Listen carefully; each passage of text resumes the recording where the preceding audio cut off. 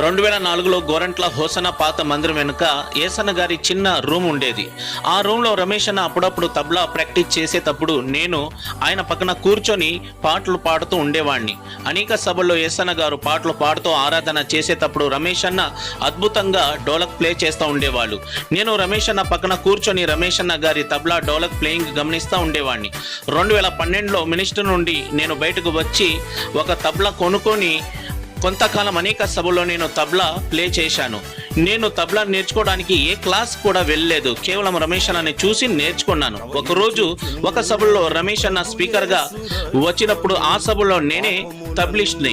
నన్ను చూసి రమేష్ అన్న ఆశ్చర్యపోయాడు, అరే ఈయనెప్పుడు తబలా నేర్చుకున్నాడని. కానీ ఆయనకు తెలియదు నేను తననే చూసి తబలా నేర్చుకున్నానని. ఇప్పుడు చెప్పాలంటే తబలా ప్లేయింగ్ లో రమేష్ అనే నాకు గురు. హోసన్న మినిస్ట్రీస్ లో రమేష్ అన్న ఇప్పుడు నంబర్ 1 స్పీకర్.